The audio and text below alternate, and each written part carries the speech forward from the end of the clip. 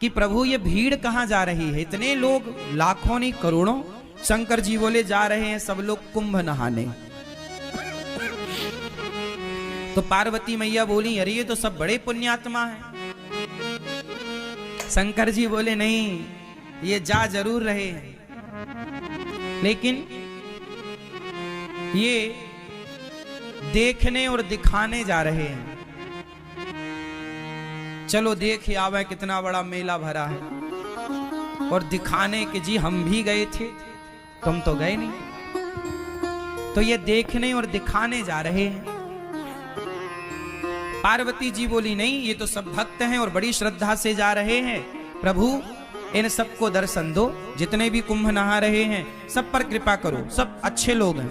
शंकर जी बोले चलो पार्वती जी आप कह रही हो तो हम चेक कर लेते हैं कि इनमें से कितने लोग कुंभ नहाने आए हैं, कितने लोग पवित्र विचारों से आए हैं, चेक करते हैं।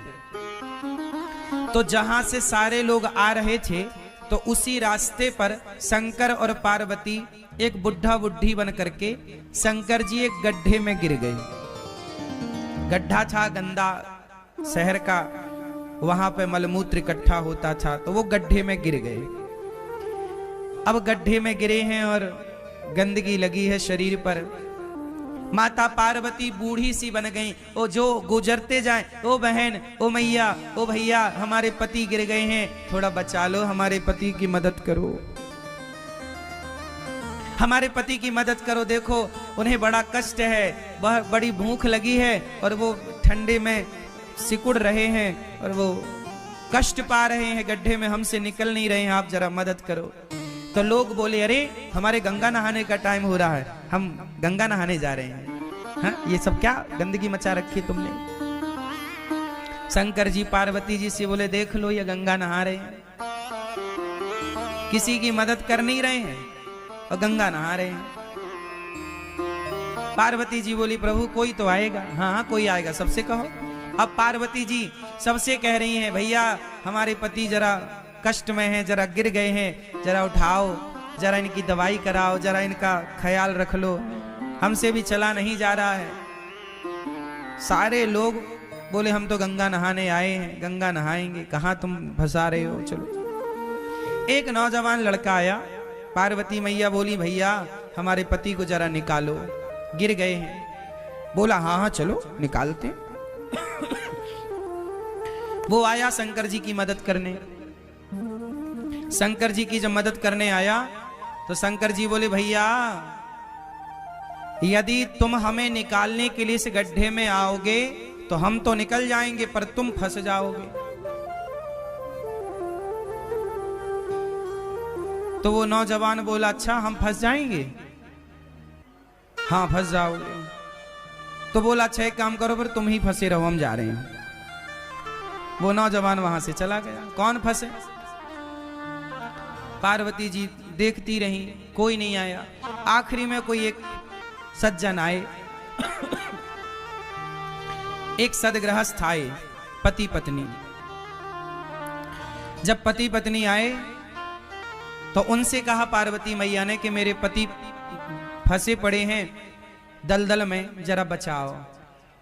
वो गृहस्थ पति बोला, पुरुष बोला कि जी अभी मैं बचाता हूं। शंकर जी बोले कि यदि तुम यहां हमें बचाने आओगे तुम फंस जाओगे।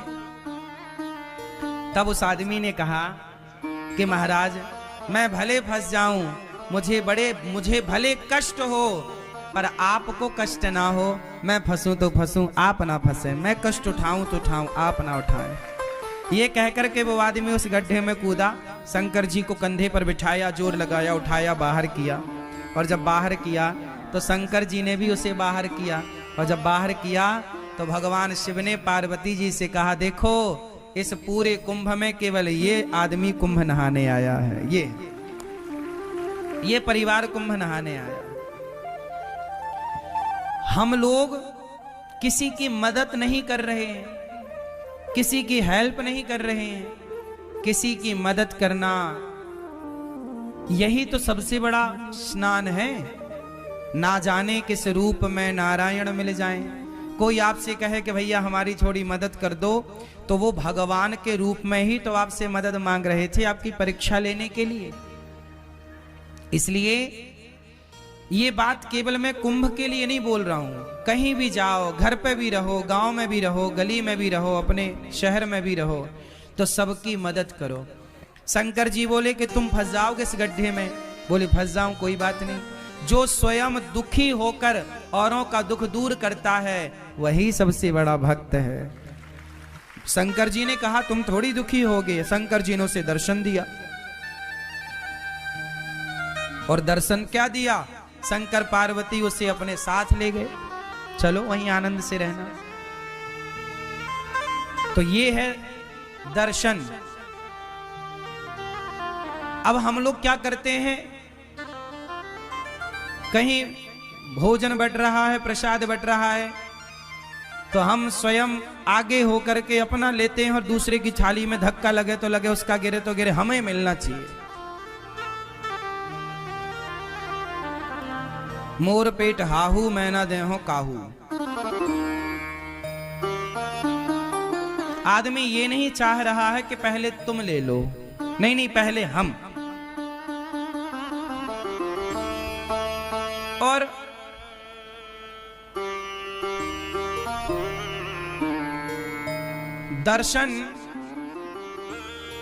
दर्शन का मतलब लोग समझ ही नहीं रहे। धाम में आओ ना, प्रयाग जी में आओ, वृंदावन आओ, यमुना जी आओ, अयोध्या जी जाओ, जहां भी जाओ वहां क्या करना चाहिए? अच्छा ये बताओ, गंगा जी में जब आप डुबकी लगाए तो किस तरफ मुंह करके डुबकी लगाए? स्नान कैसे करना चाहिए? सुनो, स्नान करने की भी एक विधा है। तीर्थों में स्नान कैसे करना चाहिए? सुनो, सबसे पहले गंगा जी जाओ, तो जाओ कैसे पहले ये समझो। अपने कमरे में ही फ्रेश होकर के आधा स्नान अपने कमरे में कर लो। फ्रेश हो जाओ, थोड़ा आधा स्नान कर लो, क्योंकि गंगा अपने आप में एक मंदिर है। गंगा अपने आप में कौन है? मंदिर। तो मंदिर में हम बिना नहाए जाते हैं कि नहा कर? तो गंगा जी जाने के पहले अपने कमरे में मलमूत्र से निवृत्त होकर के मंजन ब्रश कर लो कमरे में, यहीं पर जो व्यवस्थाएं हैं तंबू में, और स्नान कर लो आधा, क्योंकि शौच करने के बाद नहाना चाहिए। तो कमरे में आधा नहा लो। जो कपड़े पहनकर शौच करो वो कपड़े गीले करना चाहिए, वही कपड़े पहनकर नहीं। तो शौच करने के बाद नहा लो आधा, फिर नहा करके आप फिर गंगा जी जाओ, नहा करके आधा नहा लो, फिर गंगा जी जाओ पवित्र होकर के, फिर वहां जाके सबसे पहले गंगा मैया को प्रणाम करना चाहिए।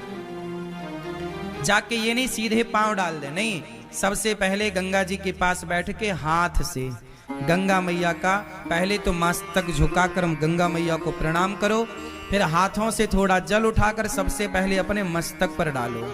कहाँ डालो? अपने मस्तक पर जल डालो। हे गंगा मैया हमारे माथे पर विराजिए।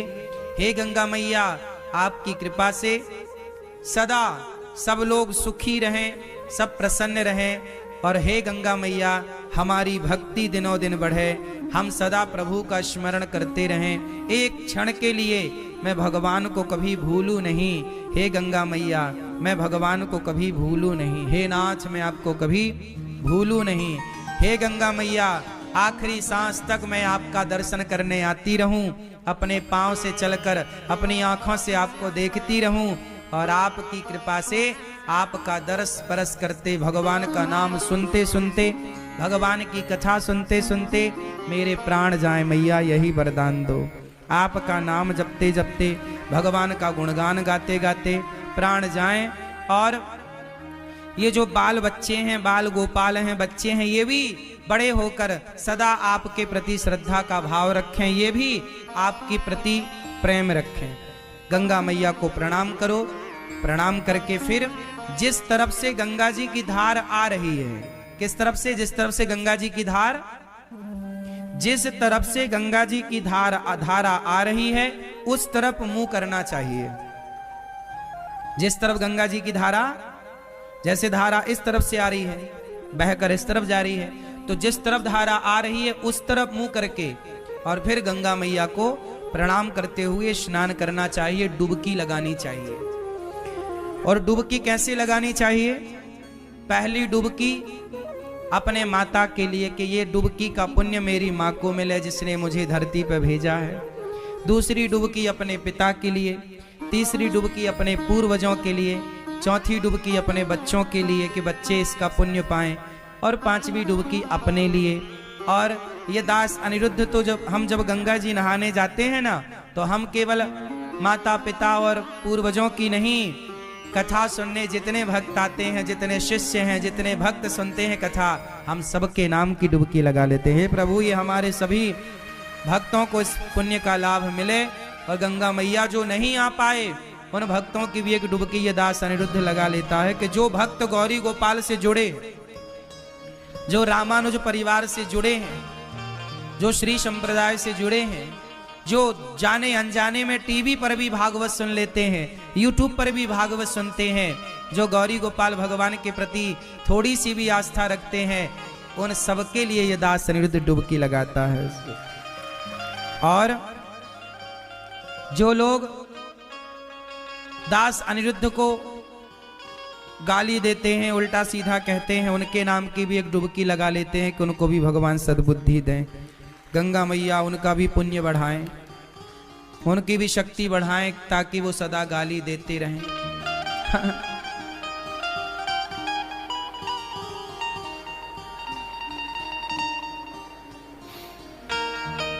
क्योंकि बैलेंस बना के चलना चाहिए ना। यदि आपको अच्छा कहने वाले लोग हैं तो आपको बुरा कहने वाले लोग भी होंगे, इसलिए आप लोग घबरा जाते हैं कि मुझे बुरा कह दिया। लेकिन ये दास अनिरुद्ध उन बुरा कहने वाले लोगों के नाम की भी गंगा जी में एक डुबकी मार लेता है कि भैया उनका भी भला हो। वो बुरा सोचें, हम बुरा क्यों सोचें? यदि आपने बुरा सोचा हमारे लिए और हमने भी आपके लिए बुरा सोचा, तो फिर आप में और हम में अंतर क्या रह जाएगा? आप कितना भी बुरा सोचिए हमारे लिए, पर हम कदापि कभी बुरा नहीं सोचेंगे किसी के लिए। आप सोच रहे हैं वो आपके संस्कार हैं, जो हम सोचेंगे वो हमारे संस्कारों का परिचय होगा। हम क्यों पाप ला दें? आप दीजिए गालियां, हम थोड़ी देंगे। आप अपना स्वभाव का परिचय दे रहे हैं, हम अपने स्वभाव का परिचय दे रहे हैं। जो व्यक्ति स्वप्न में भी, सपने में भी किसी का बुरा नहीं सोचता ना मेरी माँ, तुम दिल के साफ बनो बस यहाँ से। जिस दिन तुम यहाँ से सच्चे हो जाओगे ना, दुनिया साथ दे ना दे, भगवान साथ देते हैं मेरी माँ।